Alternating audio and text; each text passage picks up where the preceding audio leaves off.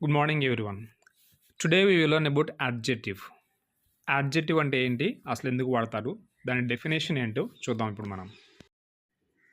Adjective is a word that describes or modifies a noun or pronoun. Adjective అనేది ఒక పదము, అదేం చేస్తుందంటే నౌన్ని కానీ ప్రొనౌన్ని కానీ మోడిఫై చేస్తుంది అనమాట. డిస్క్రైబ్ చేస్తుంది. డిస్క్రైబ్ అంటే ఎక్స్ప్లెయిన్ చేస్తుంది. మోడిఫై అంటే దాన్ని మారుస్తుంది. కంప్లీట్గా కాదు, దాని గురించి ఎక్స్ప్లెనేషను డిస్క్రిప్షన్ ఇస్తుంది అనమాట. సో యాడ్జెక్టివ్ ఎప్పుడు కూడా ఒక నౌన్ గురించి ప్రొనౌన్ గురించి ఎక్స్ప్లెయిన్ చేస్తుంది, డిస్క్రైబ్ చేస్తుంది. ఏం డిస్క్రైబ్ చేస్తుంది, ఏం ఎక్స్ప్లెయిన్ చేస్తుంది అంటే నౌన్ యొక్క quality, quantity and characteristic.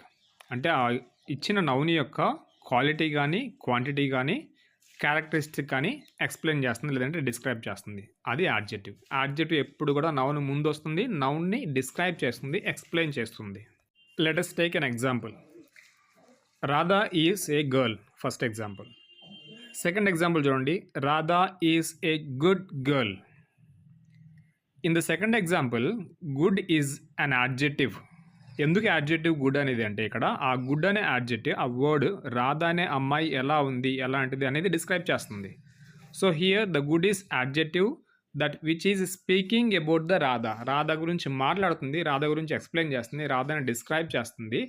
That Radha అనే అమ్మాయి గుడ్ అని. సో ఇక్కడ గుడ్ అనేది యాడ్జెక్టివ్ ఇన్ దిస్ సెంటెన్స్. ఆ యాడ్జెక్టివ్ అనేది రాధా గురించి మాట్లాడుతుంది. Therefore, adjectives often comes before a noun or pronoun to describe them. అందువల్లే యాడ్జెక్టివ్స్ అనేవి ఎప్పుడు కూడా నౌన్ కానీ ప్రొనౌన్ ముందు కానీ వస్తాయి, అలాగే దాన్ని డిస్క్రైబ్ చేస్తాయి, దాని గురించి ఎక్స్ప్లెయిన్ చేస్తాయి. This is called an adjective. కొన్నిసార్లు వెర్బ్ యొక్క V4 అంటే ING form and third form కూడా యాడ్జెక్టివ్గా యాక్ట్ చేస్తుంది. For example ING form plus noun చూద్దాము. Challenging puzzle.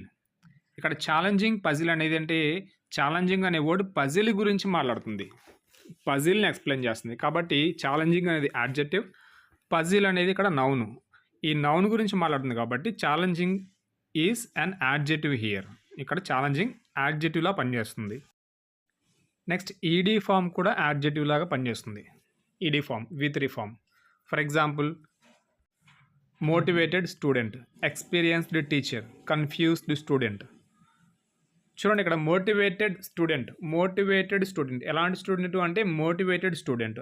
ఆ స్టూడెంట్ గురించి ఎక్స్ప్లెయిన్ చేస్తుంది, డిస్క్రైబ్ చేస్తుంది. కాబట్టి ఇక్కడ మోటివేటెడ్ అనేది వర్బ్ కాకుండా యాడ్జెక్టివ్లా పనిచేస్తుంది. ఎందుకంటే స్టూడెంట్ని గురించి మాట్లాడుతుంది అనమాట, ఎక్స్ప్లెయిన్ చేస్తుంది. Therefore here the motivated is an adjective explaining or describing the student noun. We also have 3 degrees in adjectives.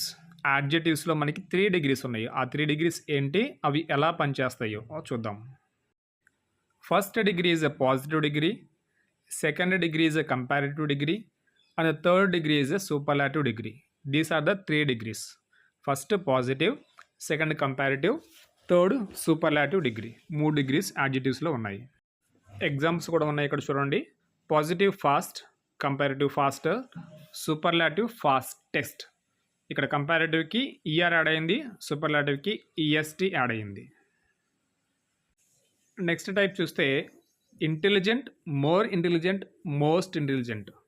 ఇక్కడ positive intelligent, కంపారిటివ్కి more and సూపర్లాటివ్కి most అనే వర్డ్స్ యాడ్ అయింది. Intelligent, more intelligent and most intelligent అవుతున్నాయి ఈ words. యాడ్జెక్టివ్స్లో ఇంకొక type కూడా ఉంది, దాన్ని irregular forms అంటాము. అంటే 3 డిఫరెంట్గా ఉంటాయి, దేనికి ఏది మ్యాచ్ అవ్వదన్నమాట. చూడండి, గుడ్, బెటర్, బెస్ట్. పాజిటివ్ ఏమో good, comparative better and superlative degree is called the best.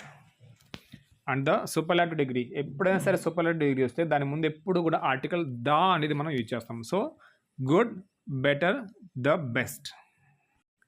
It is just an introduction of the topic adjective. In depth details, in డెప్త్గా టాపిక్ గురించి నేర్చుకోవడానికి ఆఫ్లైన్ క్లాసెస్ జాయిన్ అవ్వండి, విజయవాడలో 4 స్తంభాల centre దగ్గర. ప్రతి ఒక్కరికి ఇండివిజువల్గా కేర్ తీసుకోవడం జరుగుతుంది. పర్సనాలిటీ డెవలప్మెంటు, ఇంటర్వ్యూ స్కిల్స్, అలాగే ఫ్లూయెన్సీ ఇంగ్లీష్ కూడా బాగా నేర్పించడం జరుగుతుంది.